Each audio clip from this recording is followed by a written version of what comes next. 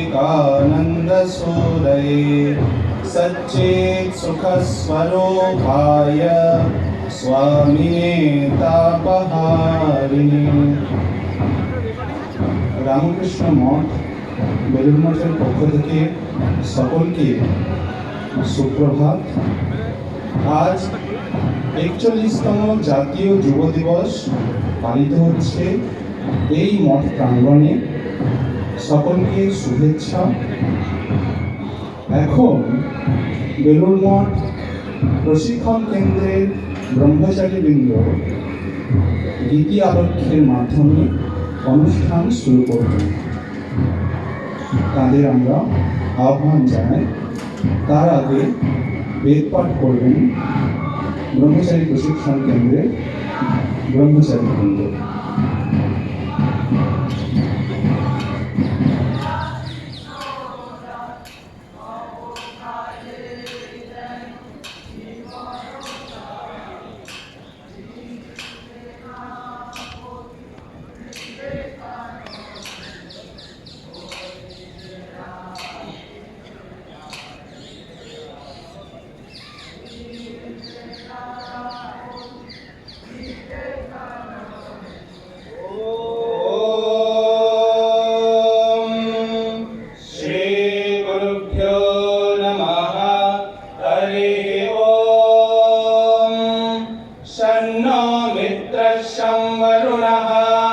शन्नो भवत्वर्यमा शन्न इन्द्रो बृहस्पतिः शन्नो विष्णुरुक्रमः नमो ब्रह्मणे नमस्ते वायो त्वमेव प्रत्यक्षं ब्रह्मासि त्वामेव प्रत्यक्षं ब्रह्म वदिष्यामि ऋतं वदिष्यामि सत्यं वदिष्यामि तन्मामवतु तद्भक्तारमवतु अवतु माम् अवतु भक्तारम्। ॐ शान्ति शान्ति शान्तिः। हरिः ॐ। वेदमनुच्छेद्यादेः अनुवाकद्वयस्य श्री विष्णु ऋषिः श्रीनारायणो देवता श्रीरामकृष्ण प्रीत्यर्थे ब्रह्मयज्ञजपे च विनियोगः। ॐ वेदमनोच्याचार्योऽन्ते वासिनमनुशास्ते सत्यं वद धर्मं चर स्वाध्यायान् मा प्रमदः आचार्याय प्रियं धनमाहृत्य प्रजातन्तुं माप्यवच्छेत्सेः सत्यान्न प्रमदितव्यं धर्मान्न प्रमदितव्यं कुशलान्न प्रमदितव्यं भूत्यैन प्रमदितव्यं स्वाध्याय प्रवचनाभ्यान्न प्रमदितव्यं देवपितृकार्याभ्यान्न प्रमदितव्यं मातृदेवो भव पितृदेवो भव आचार्यदेवो भव अतिथिदेवो भव।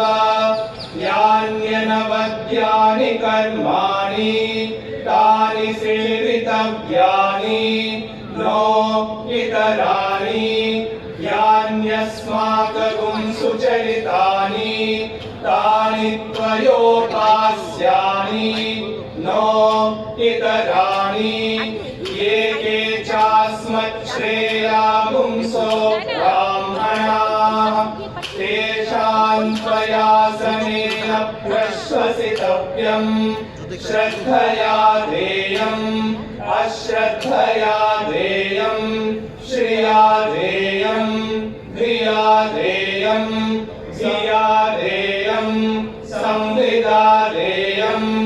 अथ यदि ते कर्म विचिकित्सा वा वृत्त विचिकित्सा वा स्यात् ये तत्र ब्राह्मणाः सम्मर्षिणः युक्ता आयुक्ताः अलोक्षा धर्मकामाः स्युः यथा ते तत्र वर्तेरन् तथा तत्र वर्तेथाः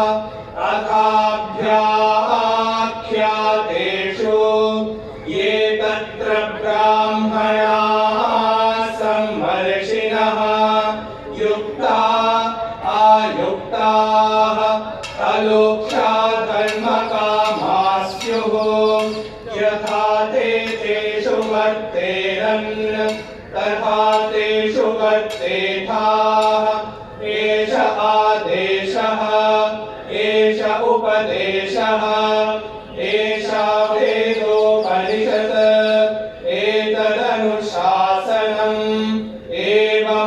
एवमुपासितव्यम्